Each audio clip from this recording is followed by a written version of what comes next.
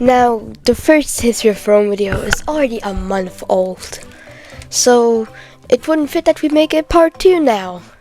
Now, in this video here, I'm gonna just cover everything of the Roman Empire and West Rome because there isn't much to cover about West Rome, and then I will do East Rome in a separate video. So strap in and I hope you like it. Now, the empire was declared in 27 BC. And at first, everything went fine with the first emperors like Augustus. Rome did the same thing they did before, just expand and get bigger. Now, Rome would reach its territorial peak in 117 AD under this massive map. Now, here's an entire map, and after that, everything would still go stable, with Pax Romana being introduced. Pax Romana means peace for the Romans, because this was the time when Rome realized that they were way too overstretched and that they shouldn't conquer territories anymore and should focus on stabilizing the empire. And this does work for the next almost 100 years. Now, around 200 AD, Rome would eventually start a decline of some sort. Now, this decline is, as described by the Greeks, an empire going from gold to iron and copper. Now, obviously, still a lot of things happened. Rome still obviously began developing, and, well, they were struck with diseases, outside invaders, and all of that was technically weakening them. They stayed strong. They evolved a lot of medicine during that time, warfare, and naval warfare, science, math. All that was revolutionized by the Romans.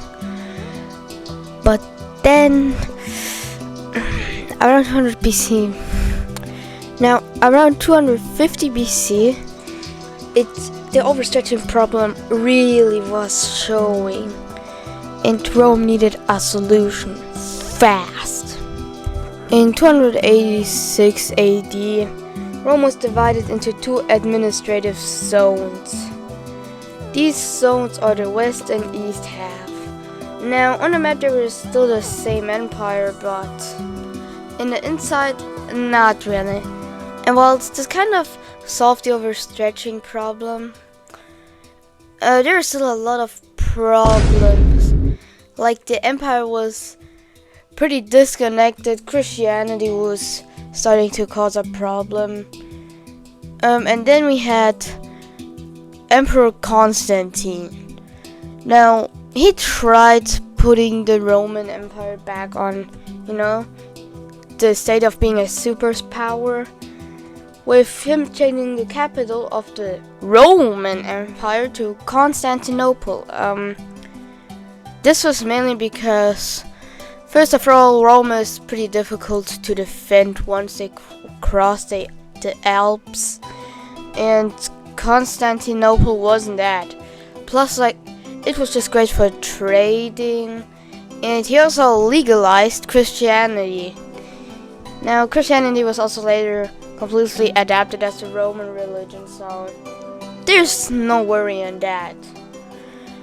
Now, even though all this happened, Rome still couldn't hold it.